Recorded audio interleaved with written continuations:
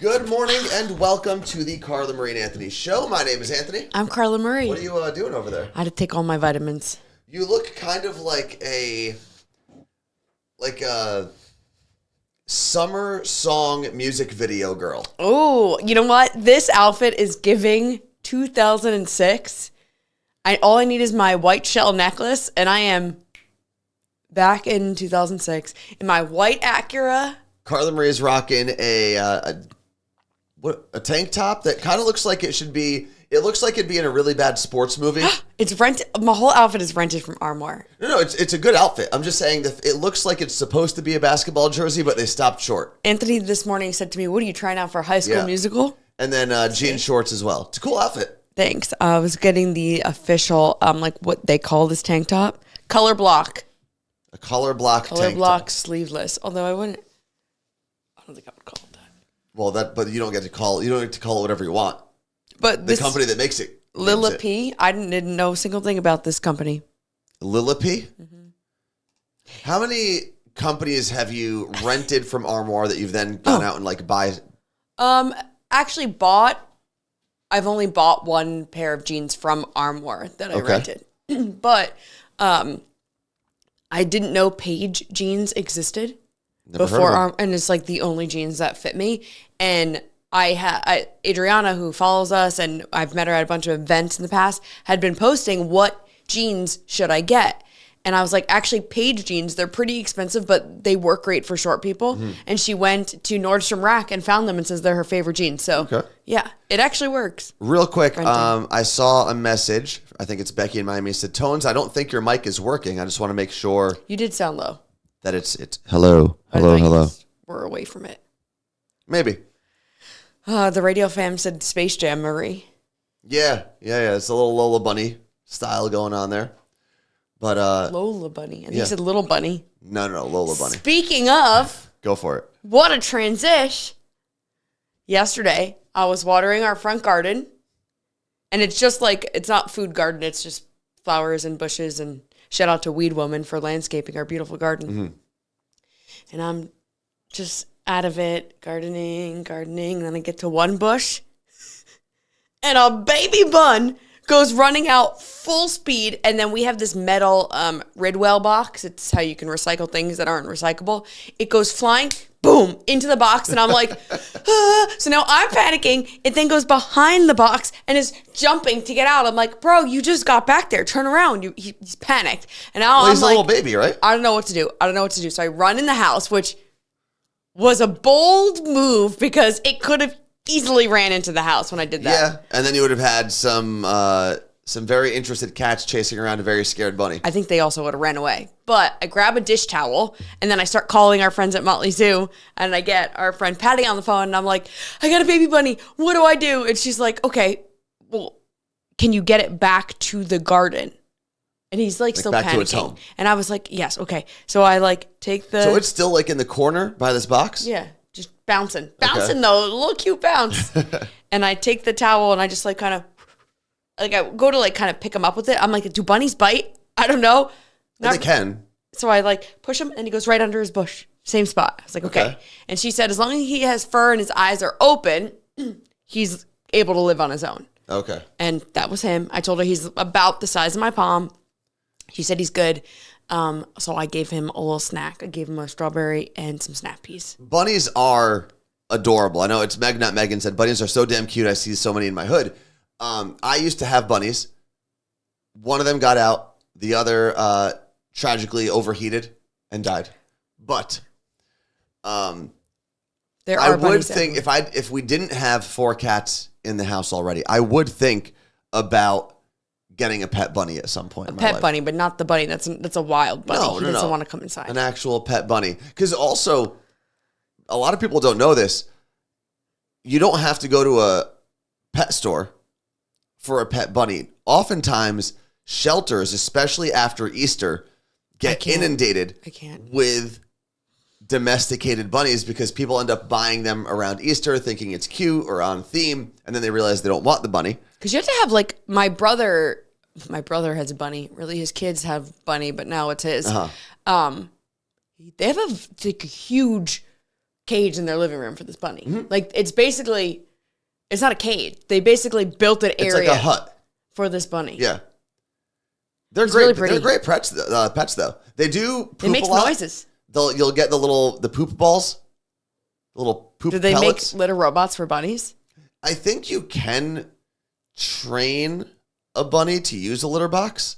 I don't think it's easy. It's not like putting a kitten in there. That's the wildest thing in all of domesticated animal culture to me is you bring a cat home, whether you bought it or got it in a shelter. We don't buy animals. However, this fake person got their cat. You bring it home. You set up a litter box. You put it in there. You say, "Hey, cat." You don't even have to put it in there. This is the litter box. They just go. And that's it. That's all of the training. I mean, and they might poop or pee somewhere else if they're mad or scared when they're sick. little. But that's it. It's it really is crazy. I was like, how do I train them to use the litter box? And everyone's like, you just put it there. Yeah, And but they it doesn't make sense. No, it does not. Like, why would this animal just understand, hey, I'm going to pee and poop in this plastic container with this junk on the ground? Some litter has cat attract, like that's what they label it as, to attract them. I never even needed that. Like, because that's the thing. I've used all kinds of litters in the very beginning. Like the very first month, I think I had them. Yeah. I kept testing out a bunch of different litters because I think it was Caroline kept like throwing her poop at the wall. Was not having that. So I tried like the pebbles, all the different things. And then basically I've had the same litter since like month 2 of having Caroline and Max. But they were like, they used all of them. Meg said they also eat their own poop for nutrients. I'm assuming we're talking about bunnies with that Better not comment. be cats. Because I've never seen a cat do that. And I have seen the company Pretty Litter. I've used it. It's just, I don't think it clumps well enough for the litter robot. Mm-hmm. And it's super expensive. So Becky said, my new kitty eats the litter. I feel like that's a problem. Sweet Eats by V, thank you very much for the 500 bits. Appreciate that very much. And Max, when she's like high, which doesn't happen regularly, but if she have to give her medicine, she goes into the litter box and rolls around. And when I would tell the vet that early on when I had her, I forget what medicine they gave me, something for her eye. And they were like, I've never heard that before. Every time that cat is on a medication, she rolls in a litter. I don't know what it is. Maybe that's her trying to like expel whatever feelings she has because she knows that's where like things get excreted. I don't know. But it was also like I couldn't keep her away from the litter box. So I'd wake up in the middle of the night when she was a kitten and hear she was just rolling around. Real quick, I want to get to the things that we have on the list. So again, we do have the Costa Rica field trip coming up. Don't forget, you only have to put 25% down. There is still the early bird special, and you don't have to be fully paid up until the fall. Mm-hmm. So until like 90 days before the trip, which actually I think ends up being closer to January in the winter. But we have to have our full amount of people by the fall. Yes. That's what it is. Yes. So if you're thinking about it, if you need to contact a couple friends, it doesn't have to just be people who are in this chat. If you've got 2 friends that want to go to Costa Rica, bring them along. I'd love to meet them. How awesome would that be? You just have your whole friend trip booked, like planned. It'd be pretty cool. And you'll have some downtime to do things you want to. Of course, yeah. I mean, we're going to spend a lot of time together on this trip, but everyone will have the freedom to do what they want to do. Thank you, Claire, for sharing that link. Thank you very much. Next, we also have 3 topics we're going to get to. 2 of them are kind of similar. Go to the show and concert uniform. Okay. And then we have Broccoli Perm. Yes. What should we do? Go to the show. Go to the show. So, my friend Danny, who works in radio here, KISW, The Rock Show. It's now called the Daily Migs Show. Mm-hmm. He hit me up on Thursday of last week and said, hey, I have tickets to go see A Day to Remember. We talked about this a little bit yesterday. Do you want to go? And I was very excited because I've never seen A Day to Remember yet.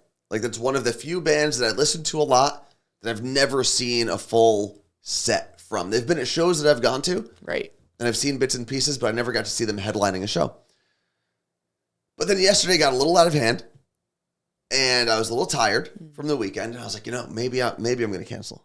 I mean, yeah, you had events 4 days in a row. Maybe I'm going to cancel. Maybe I can't do it. And then I thought, that's not fair. He could have asked anyone else. Just suck it up. Go to the show. So we went, and I didn't know any of the three. I knew who the three openers were. Like, I know they exist, but they're not bands that I've listened to very often. So we pre-gamed a little bit. We went into the venue, which was WAMU Theater, right outside Lumen Field here in Seattle, and met up with a couple of his friends because he like DJs the emo nights out here as well. So there was a little crew that we assembled, and the show starts. And now, A Day to Remember is a band that I listen to a lot at the gym. Okay. Because it is very high energy. It like borders, it's in that gray area of like emo, hardcore, and screamo. I was gonna say screamo. It's melodic, but so it's not just screaming into a microphone, but there is a lot of like high energy, like the rah, rah, rah. I can't do that thing with my voice. And it was such a good time. There was so much stuff going on stage between streamers and confetti and Things you don't think you'd hear at emo. pyro and smoke guns or whatever the like kind of budget these guys got. It honestly, it felt like the pop punk version of a Taylor Swift I was show. gonna say of the Eras Tour. There was just so much going on, and the crowd was amazing. The crowd, it's there are some seats towards the back of WAMU Theater, but generally speaking, it's all general admission. And the floor was packed the whole time. There were like 2 or 3 different mosh pits going on. I didn't get into any of them. I thought about it for the last song, and I didn't. But it was such a good show, and it just goes to show you, like, sometimes, even if you're tired, go to the show. Go to the event. Do the thing. Go to the birthday party. Whatever it is, you're going to enjoy it once you get there. But to counter that, also, don't feel like you have to do everything and know when, you know what, I just need to stay home. Nah, do everything. Do everything. Because why not? I do almost everything. If you're sick, stay home, obviously. But I think we need to get better at, this is going to sound crazy, because obviously you do want to rest, you do need all of that stuff. But I think we need to get better at dragging ourselves out a little bit more. I think we've gotten a little too stay-at-homey as a society. Well, outside is expensive. Outside is expensive. It doesn't always have to be. Yes, I mean, I had been doing so well for like 2 weeks of just, I wasn't eating food outside of the house, really. You were in Japan 2 weeks ago. What are you Exactly. speaking That's about? when I came back. So you've been back for a week. A week and a couple days. Okay. Anyway, since the trip from Japan, whatever, I made it an effort to not go out to eat, to kind of stay at home, not go out for drinks too often. But I blew all of that yesterday. Although I didn't, as badly as I wanted to, I did not buy merch. Because after I bought $20 chicken tenders, I was like, I can't buy a $60 t-shirt or whatever, $45 t-shirt. But it was good. It was good stuff. Man. They took 2 of my favorite things, which was retro video games and the pop punk emo scene, and smacked them together. That's cool. And if you're familiar with the game Doom, you've probably seen the text where it's like these jagged letters that spell out Doom, and the D and the M are bigger. They did ADTR, A Day to Remember, in that font. Then they had a separate shirt, if you weren't a Doom fan, if you didn't play computer games, that had A Day to Remember, ADTR, in the Sega font. Like the Sega Genesis, the blue kind of swirly font. And on the back, they had kind of 16-bit versions of their faces. That's cool. It's like, man, they're really throwing together a lot of things I like, but I'm not spending $45 on a shirt again. I did see a lot of people leaving, because I picked Anthony up, leaving the concert wearing merch. Yeah. There were, I mean, that merch line was insane. It was between the songs, between the acts. I mean, it was obviously very crowded, but even when the acts were on stage, it was still probably a 15-minute long line. Wow. Yeah. But my message basically, go to the show. Go to the event. Do the thing you got invited to. It'll be worth it. And maybe you'll be tired the next morning. And that's okay. Let's see. I don't know what my brother Justin is saying I'm in for. I don't know. What are you in for, Justin? I think maybe he was going to the Yellow Card show with some people here. Oh, cool. Well, the Yellow Card just played at PNC Bank Arts Center on Sunday. They're at Jones Beach. Okay. Oh, he's in saying he's here watching. Oh, okay. I thought you were making plans in here. Wait, Megan said, I made the mistake of looking at merch online for Yellow Card after listening to your interview with Sean, and I knew I'd be buying a hoodie when I saw them 2 days later. Damn, we should get an affiliate link. You go when you when you get into the venue, you say, like, I heard about this from Carly Marie and Anthony, and then they send us money. Or a shirt. I will say, the Yellow Card merch, probably... It's so good. It's some of the best band merch that I've seen at a show. Well, the one thing I do love about, like, I'd say recent age of all concerts, like this. Just hit that. There you go. Hit it again. There we go. We're fixed. It's like, what'd you say, Fonz? Yeah. Yeah. Kick the jukebox? Lean against it and kick it with your foot. You can't kick it with your hand. I don't know why I said kick it with your foot. That artists today are, like, caring about their merch or hiring someone to care about their merch, and it's not just like the band name and the cities on the back. There's, like, we saw with, like, the Eras Tour merch, it was a lot of, like, what is it going to be? What is it going to be? Is it just going to say Eras Tour? And it didn't just say Eras Tour. And it was the same thing when you go to a Yellow Card show. It's not just, it doesn't just say Yellow Card. There's, like, it's a shirt you want to wear with your outfit.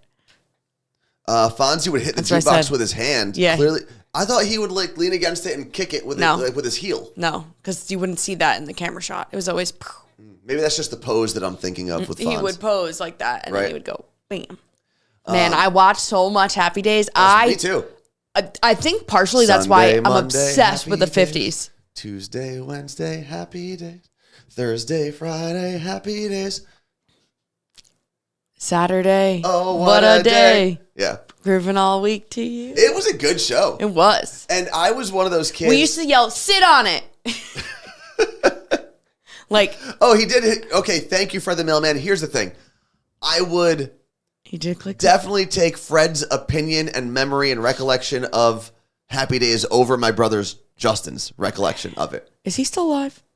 Nite. Fred and Justin? Fonzie. Yeah, very much so. They're in the chat Henry Winkler? Here. Winkler, I believe, is still alive.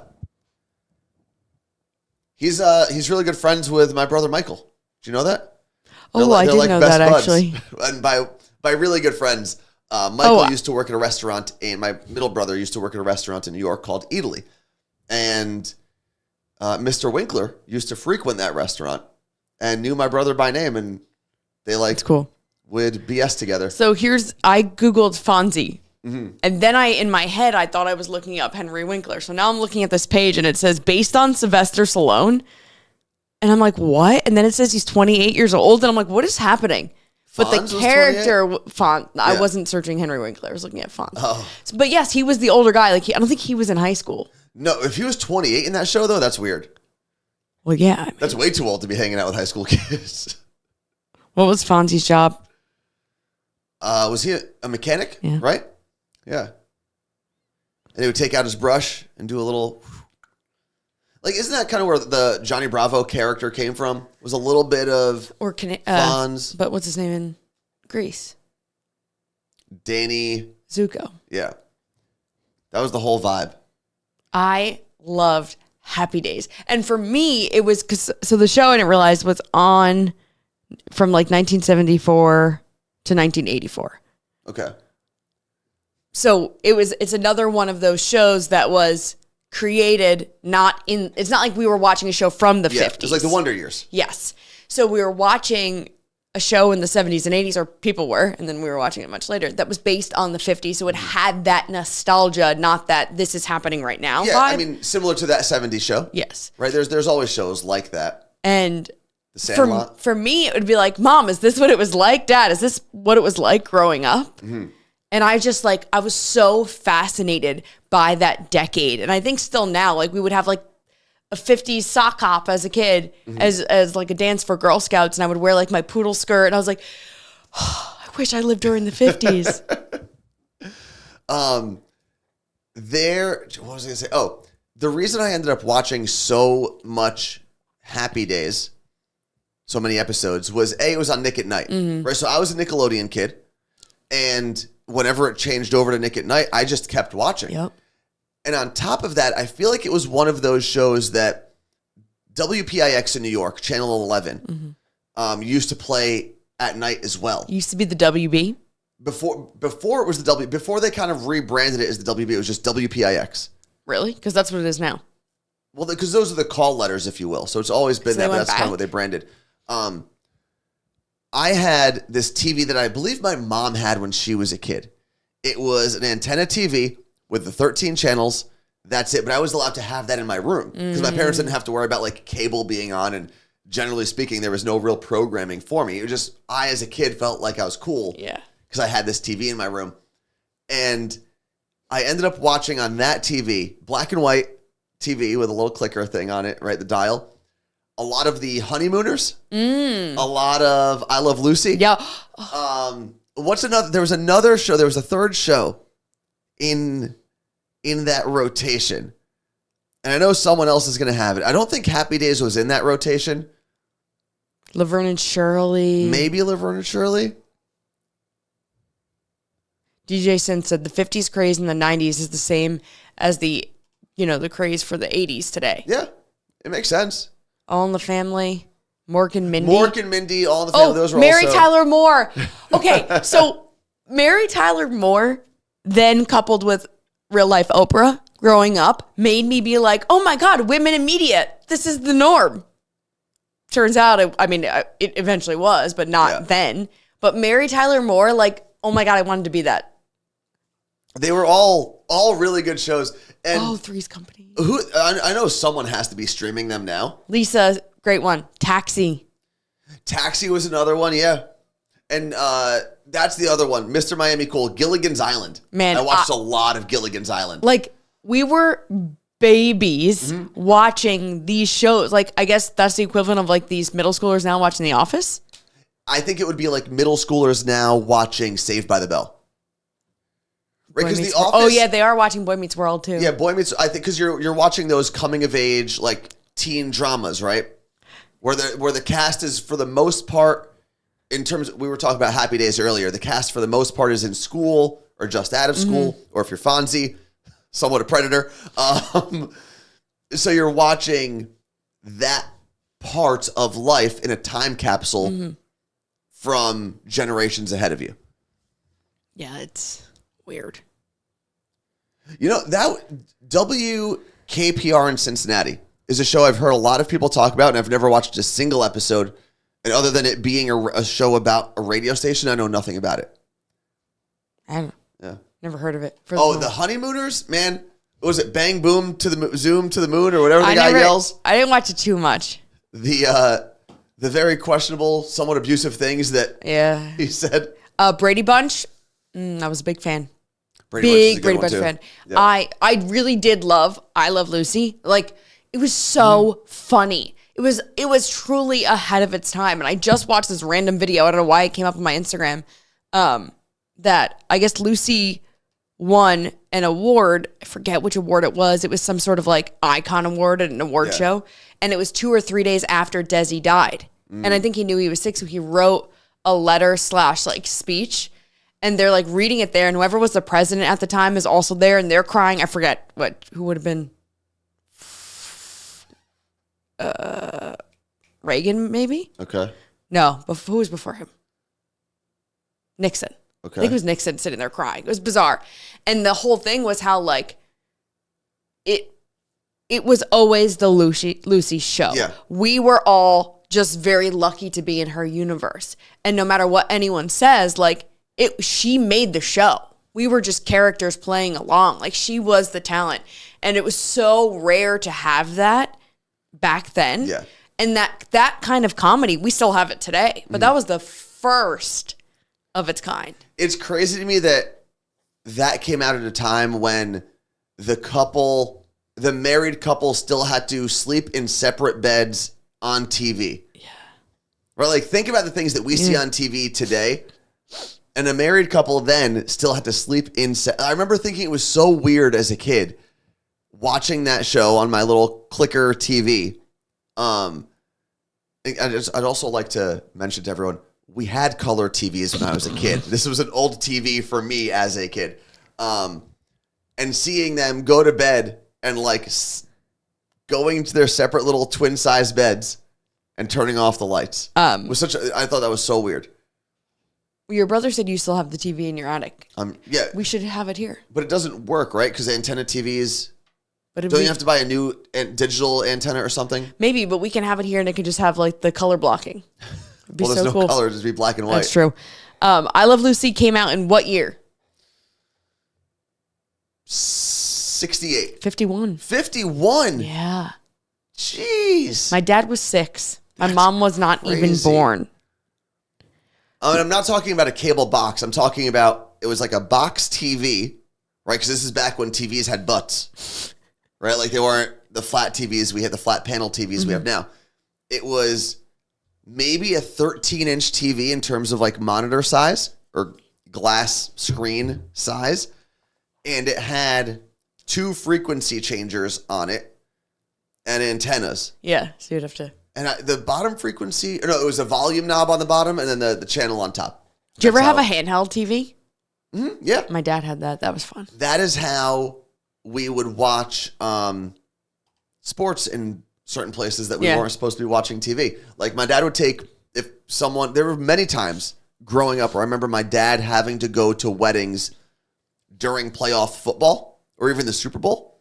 And my dad would go with a portable TV. I would kick him out of my wedding. It was like, I don't know, this big. The other thing, my mom had this too, which was cool, and I think they still sell it. The Game Gear, the Sega Game Gear, which was a colored handheld gaming device, had a conversion kit that instead of the game, you'd put this like antenna with a cartridge attached to it into your Game Gear, and it turned it into a portable TV. Wow. It was actually pretty cool. Man. The Game Gear was... And now you got it all right here. Yeah. The Game Gear was so ahead of its time. The problem with the Game Gear was it was so ahead of its time that battery technology could not keep up. So you'd have 6 AA batteries in this thing, and it would... if you were playing it for 2 hours, it was dead. It's like our Amazon cameras. Basically. But way less high-tech, not sending signals to anybody. I had to ask my dad where his mini TV is. I think I'm going to start watching I Love Lucy again. Where do I watch this? I'm sure all of them are on streaming platforms. Paramount probably owns most of them. Paramount. Because if they were on Nickelodeon at some point, that means Paramount, at least in some capacity, owned the rights. The first episode was called The Girls Want to Go to a Nightclub. Desi Arnaz was so hot. He's a good-looking guy. Puerto Rican, right? Cuban or Puerto Rican? Cuban. Lucy, you got a lot of explaining to do. All right. It's my favorite thing. And with that, we're going to take a quick break. We'll be back to talk about concert uniforms and the broccoli perm that Carla Marie wants to show everybody. Hello there. Hi, Carla Marie. Hi, Anthony. Real quick, I want to get into this before we... Hold on, let me turn this off. Stupid game. There we go.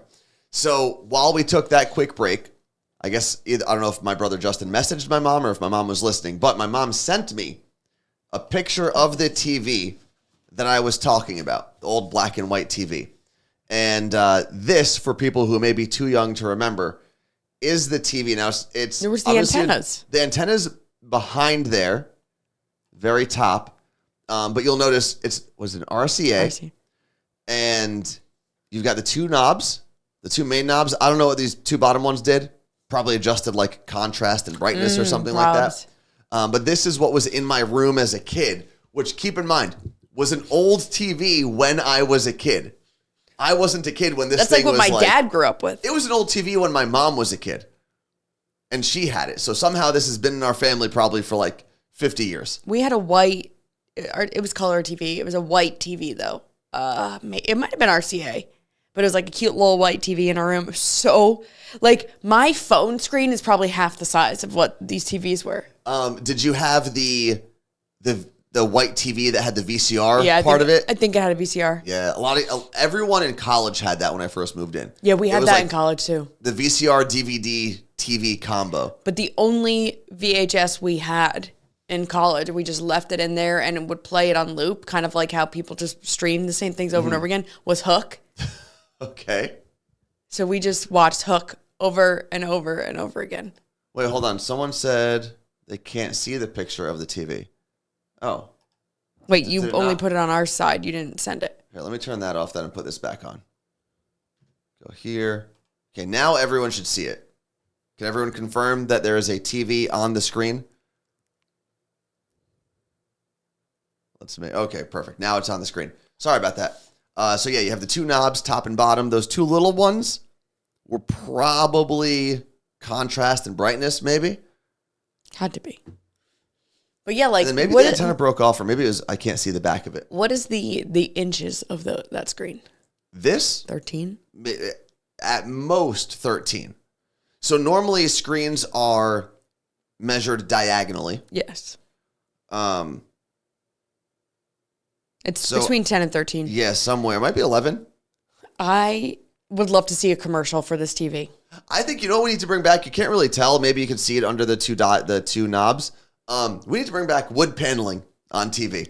No. On TVs. That's what we need. Well, now they have the picture frame attachments, which is a good sell because I never really thought about the fact that like ours is 80 inches? It's a big TV, yeah.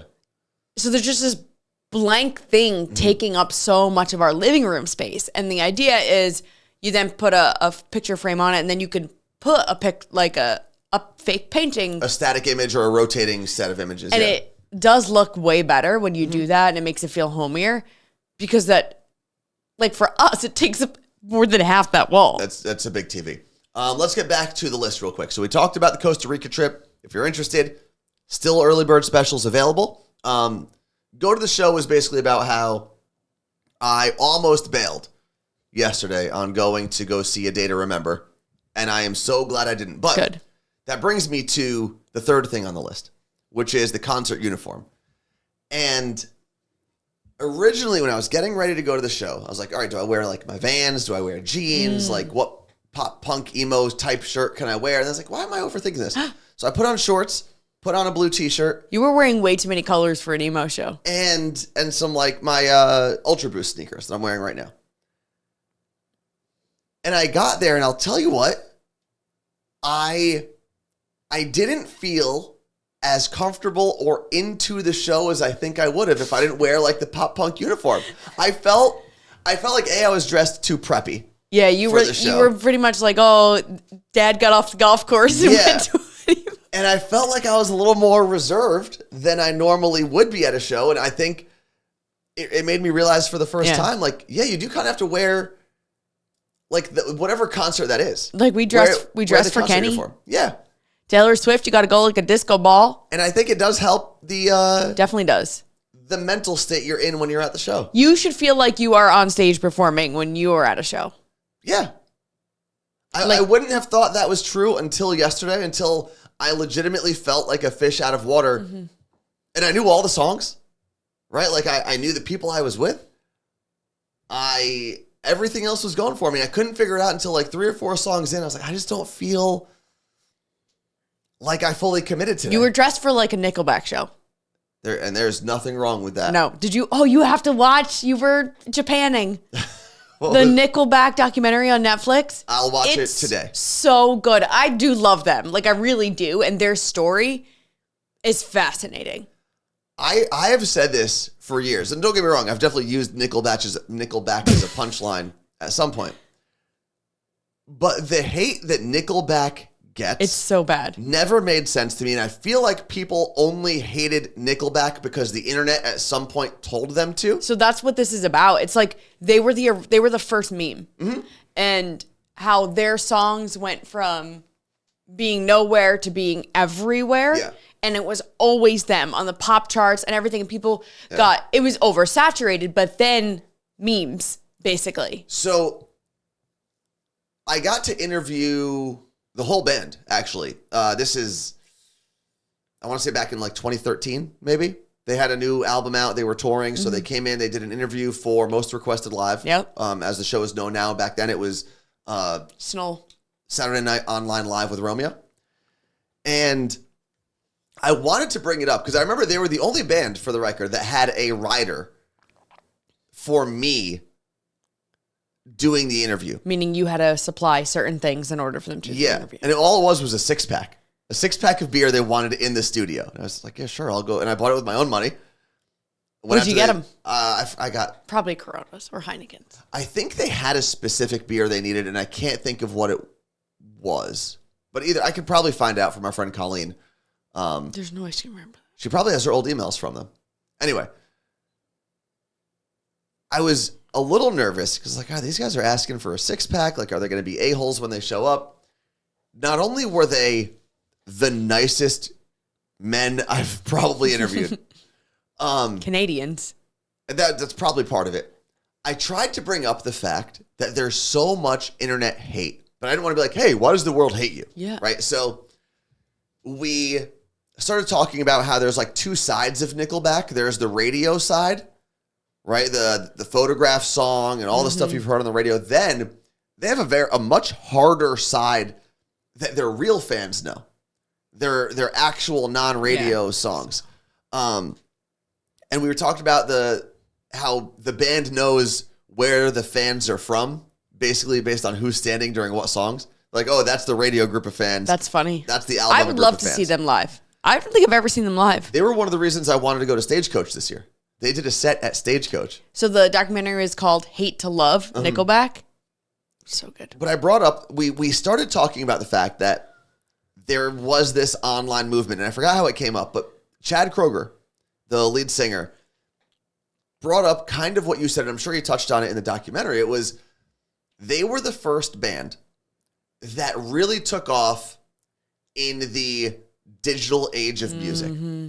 And people weren't used to getting that much of a band. He goes, we were on the radio. Yeah. Not only were we on the radio, he said, we were one of the best-selling albums of the time, of the decade, which is kind of crazy to think of. They had a song that was on maybe a Spider-Man movie. I believe so. A very popular movie at the time. And then they did all like the... Think about MTV. Good Morning America. They did all of those shows. He goes, we were everywhere. But then you look at he said something like, if I wasn't in Nickelback, I probably would have hated Nickelback too. But then you look at now how we consume artists and look at Taylor Swift. Every article, she's on NFL games, and obviously people are getting mad, but when you look at Nickelback and compare it to Taylor now. It was worse with Nickelback. And if you weren't a Nickelback fan, that sucked. We're like, now I'm like, I don't have enough of Taylor Swift. Give me her more places. But I think the other thing that Nickelback, I can't believe we're sitting here comparing Nickelback and Taylor Swift, but I think the other thing that Nickelback had going against it was it's a rock group, right? So think about the average rock fan. They're shitty. And you're a sellout. No matter what you do, you're a sellout. So even their real fans. The sellout, I can't. Like, that was just like the dig. Oh, you're a sellout because I put on jeans, dick. Yeah. Like, what? So you have their actual fans who were their fans before they popped off, now hating them because of how popular they are. And then the rest of the world being like, why am I seeing Nickelback everywhere? So they were getting it from like every angle. We all just want to be big rock stars. We all just want to be big rock stars. That song is so good. It is. I can't wait. Let's go. What are the top Nickelback songs? So, we're not playing any. Apparently, the documentary came out in September of last year. But it like just popped up as my watch now, like when you were away. Man, it was so good. 2001, How You Remind Me. Rockstar, 2005. What else? Photograph, 2005. Let's see. I'm trying to say like the really, really, those are definitely the three biggest ones, right? Am I missing one? Didn't Steve love Nickelback? Yeah. Well, my friend Steve dressed up as the Photograph. Chad Kroeger from the Photograph video. So he walked around with the wig and everything, and a photo of himself holding the photograph. For Halloween. Yeah. I was thinking about that while I was watching the documentary. But on my birthday, I think he sang Nickelback. Probably. I think it was How You Remind Me. Probably. I definitely have videos of that. But yeah, it's just, There's so much. Meg said, I just laugh when they sing, "What the hell is on Joey's head?" Yeah. Go back. Like today, at some point, go to whatever streaming platform you listen to. I know on Spotify, there's like the This Is Nickelback playlist for every artist. Yeah. Right? This is Lil Baby. This is Nickelback. Hit it. Lil Baby. I don't know. And just enjoy. But going back to these documentaries, I think they produce it from what I remember. Yeah.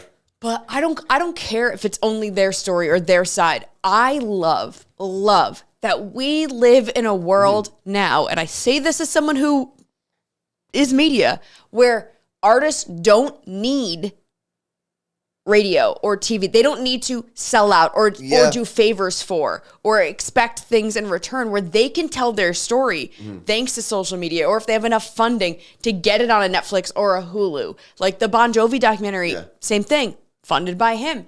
And I think it's so incredible that we live in this world where artists don't feel like they have to sell out to get their story heard. I see what you're saying. I disagree with it a little bit.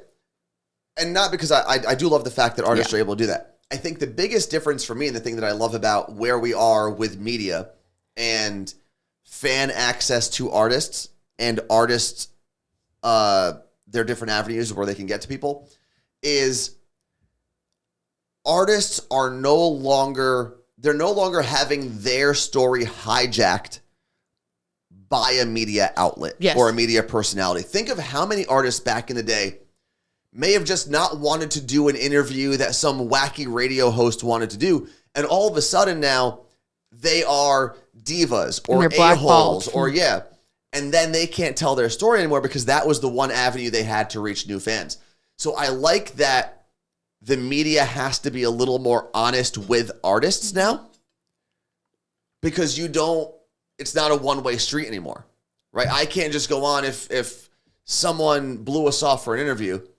I can't make up a story because they have the same access to an audience and likely larger access to an audience or bigger access than I do. So I do like that. Marijuana brings up a good point. It's happening in wrestling too.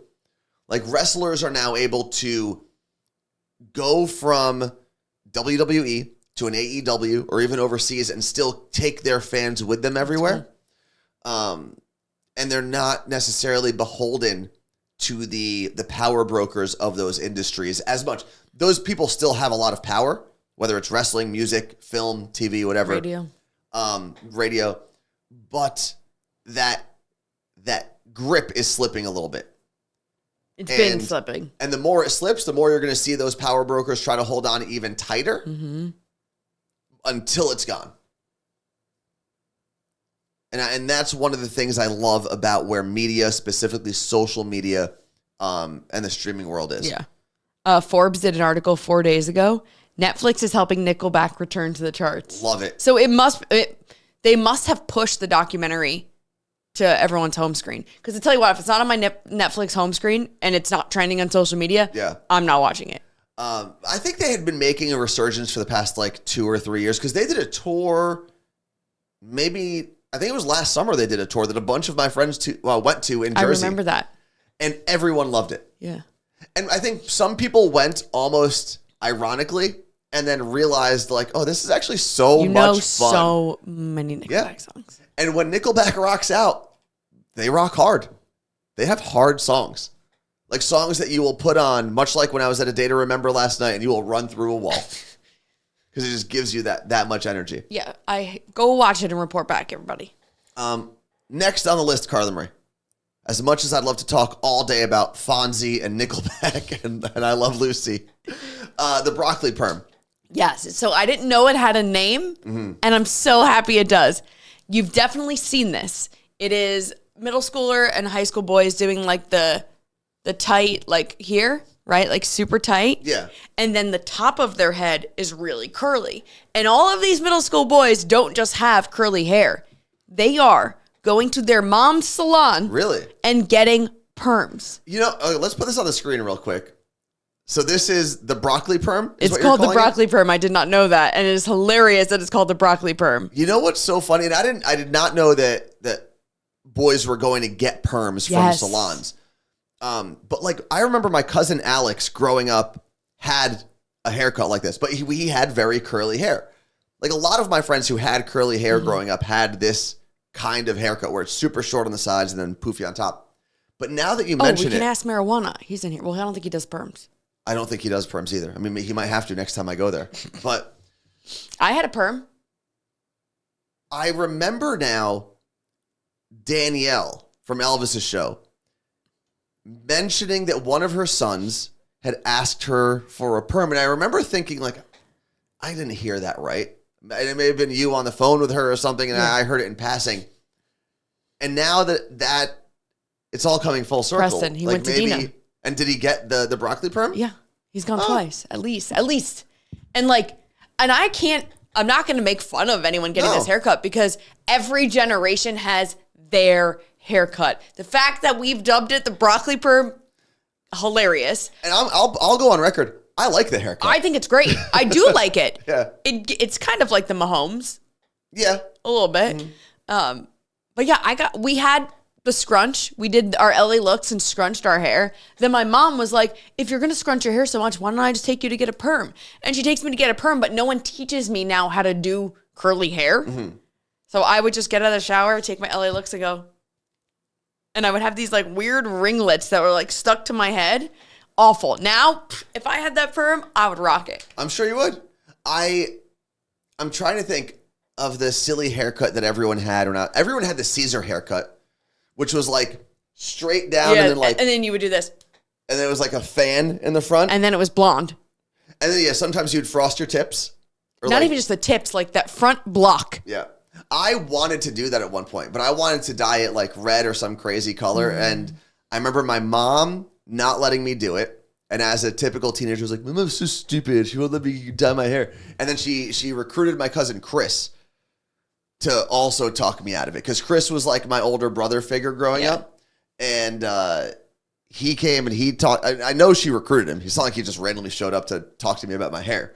And then I got off of that trend. So I've never dyed my hair, but I wanted to badly. I wanted to dye my hair gray when I was a kid.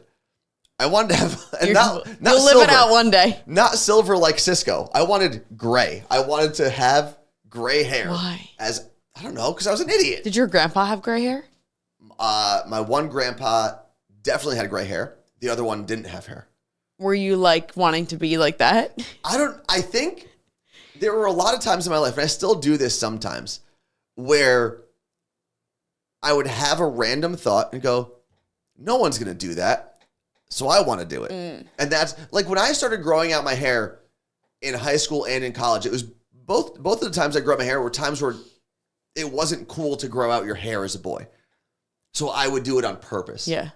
And I think it was in that kind of thought process, where I was like, this is weird, so I want to do it kind of thing.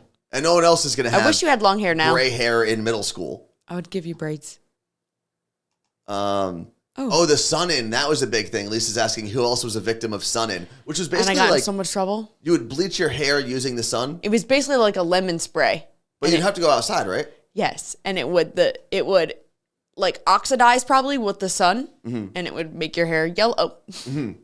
I remember there were a lot of kids in middle school and early high school that did that. It really did mess up your hair. And my mom would threaten us not to do it. But then we went to a birthday party of an older girl and everyone was using sun-in. So my sister and I used sun-in.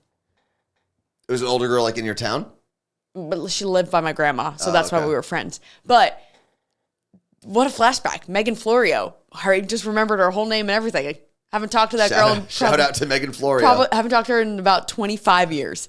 So yeah, but now like it's so funny. They sell products that are UV protection for your hair. Yeah.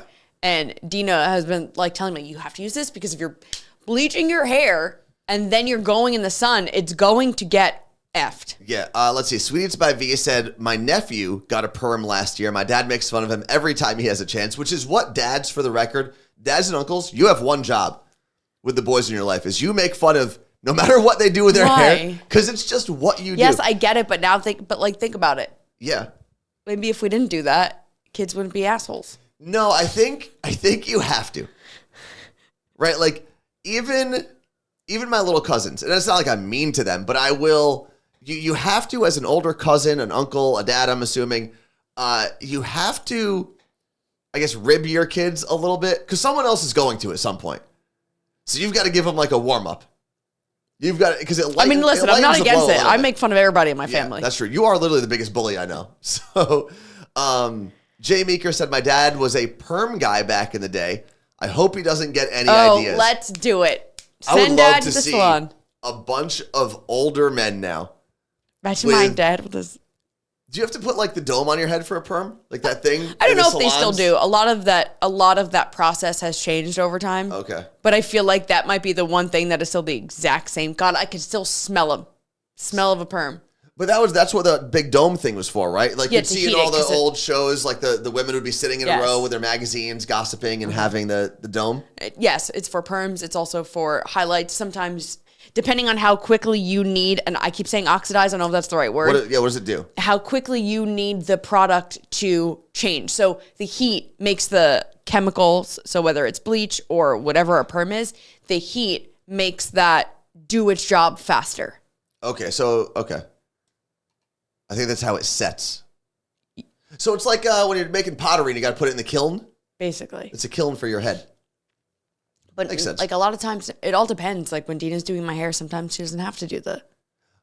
Further Millman brings up a good point when I said no matter what the kid does with his hair, a dad, an uncle, an older cousin is supposed to make fun of him. Further Millman says it's teaching the kids to learn to live with the consequences of dumbass decisions. But that's my thing. Even if the haircut's not that bad, I think you just have to. Yeah. I don't know what it is like in our DNA as men. Maybe it's because we're all like secretly jealous of the fact that they have so much hair and they can do whatever they want with it and they know it's going to come back. That's why even though I will make fun of my little cousins, their parents, my aunt and uncle, will say like, oh, I don't like that he gets this haircut or that haircut. And my defense is always, let him grow out whatever he wants to right now. Worst case scenario, you buzz it off and start over again. I will never... Who cares? Listen, I don't have kids, so I say this like, I don't know. Maybe I would hate if my kid wanted certain things to their hair, but like my dad gets so mad when like we change our hair and I'm like, dude, this is not Handmaid's Tale calm down. And I mean, my whole life I cut my hair. He's like, oh my God, you looked so pretty with your hair long. I'm like, well, I look ugly now because it's short. What the hell? Or when I don't like, I'm letting the dark grow out and he's very much like, oh, when your hair's blonde, I'm like, well, that's not natural. That's not my natural hair color. I'm letting it be its natural hair color. And when it's pink, that's a whole, I'll let him be mad at that because my hair's hot pink. But you know when you get hot pink hair that some people are going to have an opinion, right? You don't do those things. No. It's like if you got a bunch of face tattoos and someone went, oh man, I don't like people with face tattoos. You'd go, yeah, but I did this thing as a counterculture move. Right. You didn't do it because you wanted to be accepted by the majority. Lisa said, I just got a cut in May, and when I got home, I got it's shorter than I expected from dad. Like, that's it. It's like, why did you cut that much? Do. Why did you do that? I'm like, you, sir, do not own the hair on my head. One of my things, and I don't know if he's in the chat today, my friend Hav, I talk about him all the time. This is one of the things, like, groups of friends are way worse than dads, uncles, and cousins when it comes to making fun of boys. Anytime he did something, whether it was getting a new shirt before we were about to go out, whether he went back to North Bergen and got himself a haircut and came back to Jersey City, instead of having comments like, oh, why'd you get that haircut or nice haircut, bro? For some reason, it was almost always with Hav. All of us would instinctively go, oh, you got a haircut. And you go, yeah, you like it? We go, And that was it. You never give a comment. You just go, oh, that's different. And then you walk away. Why do you do it? And it started with him, and now I do it to so many other people where I'll just go, yeah, I guess. You just walk away. It fucks with people's heads so much. Jess said that my son never wants his haircut during the school year or when he's around all of his friends a lot because they always give him shit. Well, but are they being bullies? Being boys? Probably a little bit of both. But what you have to teach him is, listen, people are going to make fun of you for every single thing you do. If you don't cut your hair enough, if you cut it too much, if you do this with your hair, if you do that with your hair, if you wear this shirt, if you wear those jeans, if you wear those shoes, someone is going to make fun of you. And someone's not going to like it. And you have to. But if you like it. But if you like it, go for it. If you like it and you're not hurting somebody, go for it. I love seeing like these little kids that want to go to school in full costumes. And parents are like, go ahead. Wear your Little Mermaid your Spider-Man costume to I don't school. care. But yeah, I think, exactly, like Jess said, and she's talking about her son, everyone's always going to have an opinion. Yeah. And at the end of the day, and I don't know where it hits everyone at a different point in their life. Some people are super lucky and they realize that when they're kids, that no one's opinion matters. Some people, they don't realize it until they're on their deathbed. But it hits people at different times in their lives. You have this epiphany. Mm-hmm. No matter what I do, someone will be unhappy with it or have an opinion that differs from mine. And that is okay. Not only is it okay, it probably doesn't even matter. Yeah, my mom was really good at, like, when we were kids. At least I absorbed it a lot. Was always like, you do your thing. She'd always be like, be a leader, don't be a follower. And then that was actually, we were called the leaders when we were kids, or we weren't the junior Vikings. So our football team was the leaders. And that was actually our tagline. And she would like, if you're going to wear that on your shirt, you have to do it. I like that. Do not follow other people. Do your own thing. And she was like, you have to be confident. You are confident. And we like, I don't know if she realized what she was doing, where like parents nowadays are very much like gentle parenting, and which is all great, but it's we are now like have these tips on how to raise kids, where I don't think parents in the 90s, other than like random books, which my mom definitely wasn't reading, knew I'm going to tell my kid that she's confident and she'll be confident. I think that was just her saying these things to us when we were little. And I was maybe she was giving you the encouragement that she didn't get growing up. And I have no idea. I got ripped on at school for everything. Yeah.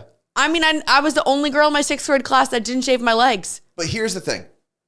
You may have gotten ripped on in school for everything, right? For every decision you made. But if you made the opposite decision, you still would have gotten made fun of for something in school. It's what kids do. We're all figuring ourselves out. And I also, we talk about bullying and all this stuff.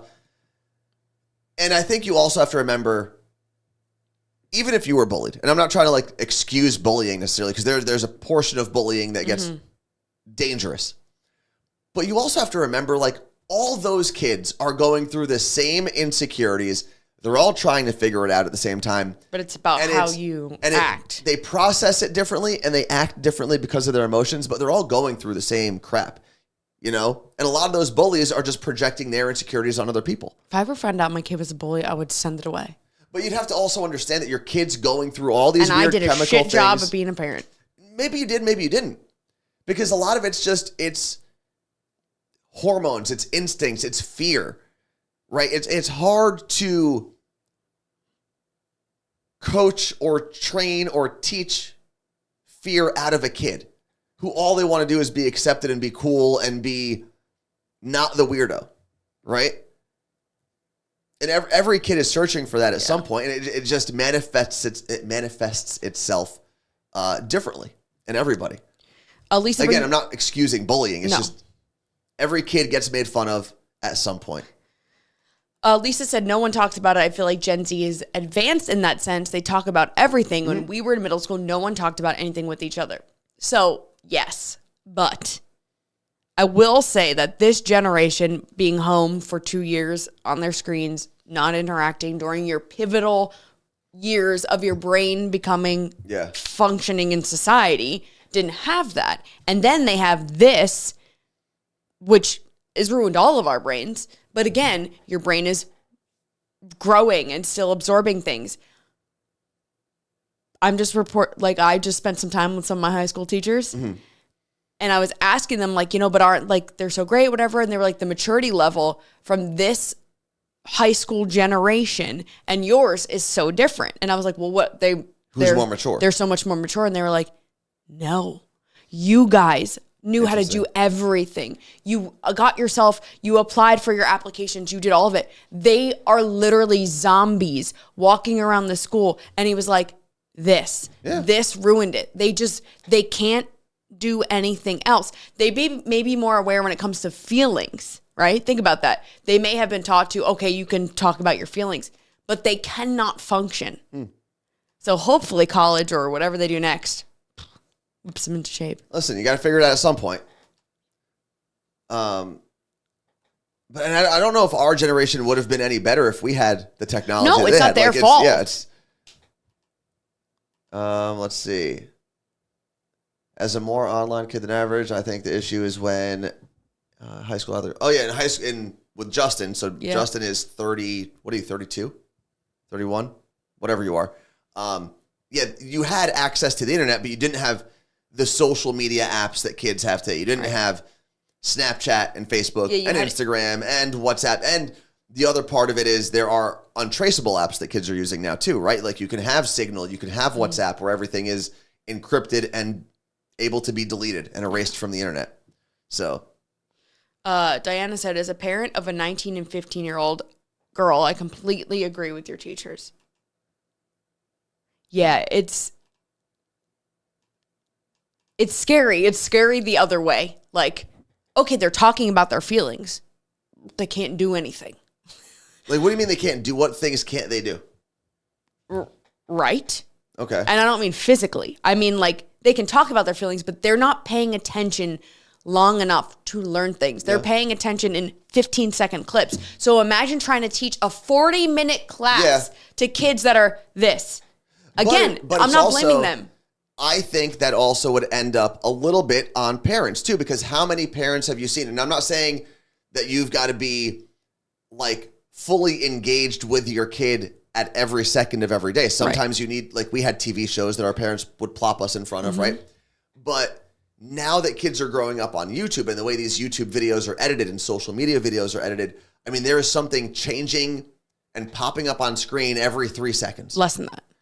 And if that's what you grow up on as an infant, as a toddler, then no, you're not going to be able to pay attention to a 40-minute lecture without things popping up in front of you and sound effects and some sort of tactile thing. Like I can't, if I'm doing something, I'm like, I have to be doing something else. Two things have to be happening at once. And I'm not talking about while I'm working. I'm like, well, what else could I be doing while I'm doing this other thing to keep me distracted? It's like, how did we get here? Yeah.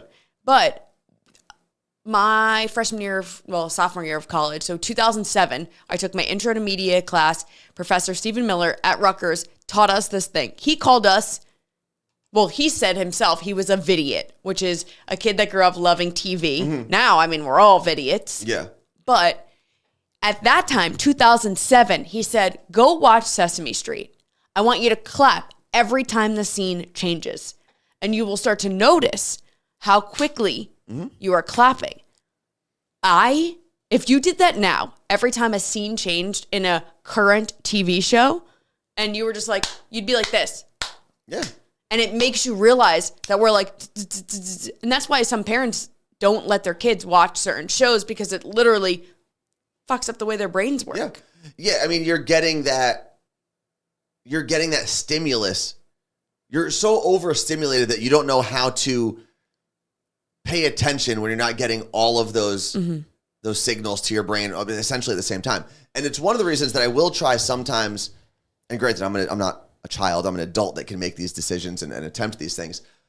I do try to do one thing at a time now, right? It's so easy for us to be like, oh, let's multitask, let's do this. Like, no.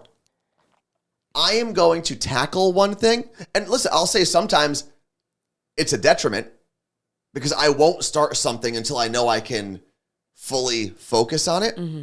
But I will try at least. I'll make an effort to do one thing at a time, especially if it's work related, and focus on that thing just so that my brain can relax a little bit. Yeah. Because when you don't realize, I think everyone talks about anxiety and being overwhelmed and all this stuff. But yeah, if you're taking in 3 signals, right? If you're trying to do work and you've got a TV show. Yeah. Carla Marie had 3 screens on. And granted, 2 of them you were using to work. But I had the home run derby on. I was on my computer, but also on my phone. But I was sending things back and forth. But still, like, you walked in, I looked like I was like Wall Street. But think of the version of that from 100 years ago, right? The version of that, if you were physically manifesting that from 100 years ago, that would mean you were, as a woman, probably in the kitchen 100 years baking. ago. Right? Yeah, you're baking. Washing my clothes on that weird thing. You're probably baking or mixing something with one hand, mopping with your foot, and also like watching a kid in the background, right? I know I'm on the phone talking to my friend. That, if you saw someone doing that with your eyes in real life, you'd go, what the fuck are you doing? Slow down, one thing at a time. But we don't do that now because now it's screens and sounds. So the physical manifestation of it isn't as wacky to see. But if you start thinking of the things that you're doing in terms of like a physical action, you start realizing you're spinning plates. And no one can spin plates every day of the week for 20 hours a day. 20, yeah. And not be anxious or overwhelmed. I'm very much like, well, if I'm doing laundry, I should be consuming something because that's just something, like even a TV show is a thing on my mental checklist. Not like I don't actually write down, watch The Office. But it's like, well, if I'm doing my laundry, I could also be learning something or watching something or being entertained. No, no. But I'm like, I need to be entertained. I started Parks and Rec last night because Sam was like, you have to, I'm done. I'm done yelling at you. You have to watch it. And I think I binged like 6 episodes, which is easy. They're short. But I'm like, got to get through. This is it. Now I got to get through the next thing. And I'm like, what? Please. And I'm assuming you were doing something else while you were watching Parks and Rec. And which I don't normally do when I'm watching a new show like that. The first time I'll sit down, I was like, I got things to do. I'm not going to enjoy it properly. Yeah. I think I missed some of the fun nuances by doing that. One of the reasons I've really enjoyed, and I just finished it on Sunday, I've really enjoyed watching the first season of Shogun on Hulu, most of the dialogue is in Japanese, so you're reading subtitles the whole time. And it made me, because I realized the first day I was watching it, I had the big screen, little screen going, right? I had something on the TV, and then I had my phone. And I realized, I was missing all these different points. So I had to rewatch the first episode. And I put my phone down. And every hour that I spent, it's a 10-episode show. So every hour that I spent watching that show, that's the only thing I was doing. I couldn't even really go into the kitchen and prepare food because I can't read the subtitles from, that far away. And it made me stop, do one thing. And I don't know if I've watched a show that intently, this is going to sound weird, like sad, in years. Since Ted Lasso, because I couldn't understand anybody's accents. The only other thing that was close is Squid Game. Squid Game. And I was running around the house screaming at the end of that, and I think it was because we were watching it so intently. Yeah. You end up focusing because you have to focus on the words on the screen. I am about to... Well, I'm doing. Hold on. Oh. I'm at a pivotal point where I am like, I know I'm addicted to this. I can't function without it, but I truly just want to throw it in the garbage and leave it there all day long. And like, I am envious of my older sister. She just texted me back. She's like, I'm sorry. I texted her at 7 p.m. last night. She's like, I haven't been on my phone. What have you been doing? How? Teach me your ways. Yeah. And it's like, there's that, but then there's like my parents that my mom watches basically Facebook soap operas as she's scrolling. It's bizarre. So while she's watching actual TV. Yes. Yeah. So which again, we're all guilty of. I'm at a point now where I'm like, I need to make a difference in my own life, and this is going to be it. I think it will help with anxiety because I'm not constantly reading and be like, oh my God, and this and this and this. Like I can spend however much time a day, do what posts I got to do, interact with people and move on, or post it all at the end of the day. Like you were doing in Japan. I do the same thing when I travel for the most part. But I need to call you out. What'd I do? We were sitting at the Kenny Chesney concert and you were scrolling. Kenny Chesney is performing. Yeah. And you were scrolling. And I was like, Anthony. It was a song I didn't know. So I just said, screw it. What do you have highlighted on the screen? Oh, now we're quickly moving on. No, I agree. I did it. Absolutely. Okay. Well, so we were talking about kids these days. And Diana said, I can't tell them to do something with more than 2 steps because they are lost and asked me to slow down and repeat myself. But I would argue, this is where I don't know if it's a kid's problem. I would argue that there are a lot of adults Agreed. that you'd have to treat the same. And the majority of adults, I would say, I'm not saying all of them, but the majority are probably just as bad, if not worse, when it comes to their phones and their screens than kids. Radio Fam said, to your points, I went to a lecture once that was all about multitasking, and it isn't actually a thing. How long have I been... it was all about multitasking isn't actually a thing. How long have I been on this hill? I will die on this hill.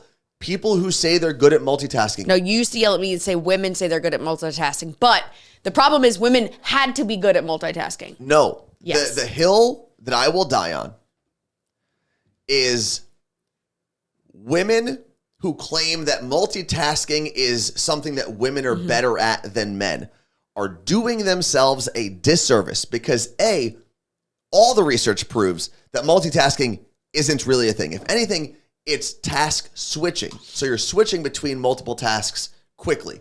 And some people's brains, that works better. Some people it doesn't. But I think women do themselves a disservice by talking about how great of multitaskers they are because they are given more to do than men and expected to do it better. That is the hill I will die on. It is against your best interests as a woman. No, I do agree with that now. To brag about multitasking. And that might sound like, oh, this is just... It's such a girl boss thing to do. It might be. And I think there are probably people who hear that and go, oh, this is just a man who can't multitask saying that women shouldn't be proud of it. And I'm saying, no. I just don't think it does you any good to put that as one of your best traits because you're just going to be asked to do more and given less. I agree. That is the hill I will die on. Mish, this is great. She said, I saw a parent post this once. When you pick up your phone, announce out loud what you're going to do on your phone. Once you start putting it out there, I'm going to look at Instagram. Yeah. You'll start to notice your habits. There was that one, oh my God, I forget what the woman, oh my God, Laura Vanderkam. Woof. Who's that? She has, she's all about how to be better with your time and time management. She's got a podcast. It's super short podcast every morning. It's like one tip for the day. But she has these printouts where you can log every 10 minutes of your day. You do that for like 3 days. You can do every 10 minutes or 30 minutes, whatever. And you start to see, it's like, and then you go to log it, you're like, what did I just do for the last 30 minutes or an hour? And you're like, nothing. I did nothing. To go back to that comment that Mish said, once you grab your phone, announce what you're going to do on it.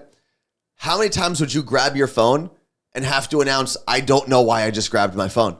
I do it all the time because it becomes a security blanket, right? I put my screen time on, my downtime on, which means I can't open apps right now. I'm going to see how much stuff I get done today. It depends on how long you leave that thing on for. Well, that's the other issue. I have to then be like, yes, let me into Instagram. Then I'm like, what did I do? I didn't even know I did it. I'm possessed. I would use focus mode. I've talked about this a lot. Focus mode and do not disturb on my phone at the gym. And focus mode, basically, you get to pick on an Android at least. I'm sure there's a version of it with Apple. But you pick the apps that you basically want to disable when you have focus mode engaged. And basically, the only apps I have available to me when I'm in focus mode are my listening apps. So like Audible, Spotify, and like some of my gym apps. So like the tracker and stuff like that. The amount of times that I would find myself between sets going to pick up my phone and open up Instagram instinctively. I didn't even think to myself, I didn't even catch myself thinking I want to go check what's on Instagram. It's just the second I had downtime, I had my phone in my hand. I had Instagram ready to open and my phone would then say, are you sure you want to unlock this app for 5 minutes? And I have to go, how did I get here? Dude, it's almost like you wake up out of a coma. Yes. You're like, why is this phone even asking me? Did I do this? And this is what they want. Yeah. This is what Apple, Google, all of them want. And I don't like to deprogram ourselves is way harder than it was to get here. I will agree that there are some predatory things that a lot of these social media apps do, especially when they are engaging with kids. Mm-hmm. But I also think, as a society, we have to do better at realizing all those social media apps are doing is giving us exactly what we want. So literally, that's what they're doing. So who's the bad guy? Them. Right? If I keep going to this app over and over and over again, and it keeps giving me the things that I want to see, which then makes me go to the app more and more. Yes, there's an algorithm that is learning on my habits. It's basically tobacco. But guess what? But people are forgetting it's learning on your habits. Right? So when you, and this is one of the things I'll always tell people, especially with this highly politicized world that we live in, if you see a post online that you don't like, don't engage with it. Yeah, because don't share it to your story and say, "Oh, how stupid is this candidate?" Blah blah blah. Because all Instagram knows, or Snapchat or whoever knows, is you saw this post and you thought for whatever reason it was good enough to share to your followers. Therefore, we are going to give you more of that post. So, The Vampire Diaries. It's a TV show that has been off the air for 7 years now, maybe. Was on the CW. I loved it, watched it as it came out every week. Big fan. Haven't watched it since. Okay. Something from The Vampire Diaries came across my feed. I think people were visiting the town of Mystic Falls, like to check out the old house, whatever. And I liked it and sent it to my niece because I know she watched the show. My whole feed has been people visiting. I was like, is something happening in Mystic Falls? No, it's just you did it. Oh, I was like, get out of here. And then you go, okay, I got to go to Mystic Falls. Yes, the algorithm is overdoing it, but the algorithm, again, it's giving you the thing you interacted with and shared. I know. Which now my algorithm, it is so fire. It is so good right now. Japan and cats. It's literally, that's all it is. It's tips on traveling to and around Japan. Mm-hmm. It is Pokemon stuff. Yeah. And it is cats. Oh, and workout stuff. It's like my whole personality. And I've done such a good job of curating it recently. Like when there are certain people who will send me like political things that I may disagree with or whatever, and I'll see them and I won't even engage with that post. I don't want it because I don't want it hijacking my feed. Yeah. When I get my news, I go to written news sources 99% of the time, and I read my stories, and then I leave it there. Sometimes I wish I was an accountant so that I didn't like, I know someone who is an accountant, or I don't know, she's something finance. I don't, you know, like great job. Yeah. Just deleted her Instagram and is living her best life. It's great. But there are also, I think there are so many jobs too where you still need social media. I know what I'm saying. It's tough. It's like, truly, I have this conversation in my head once a week, like, but what if I didn't need social media? What life would I be living? And we need it. We cannot do our jobs without social media. Yeah, our jobs are social media, essentially. All right, it is time for us to get out of here. It is now 9:30 almost. So we've done an hour and a half show. Thank you for hanging out with us. If you remember anything today, remember why you put your phone in your hand. Yeah. Stick to that task and then put it back down. Unless it's to do something with this show, put it in the garbage. All right. Don't forget, there is a new episode of the Morning Show podcast wherever you get your shows. And we will be back right here on Twitch Thursday at 8 a.m. Pacific time, 11 a.m. East Coast time. Peace.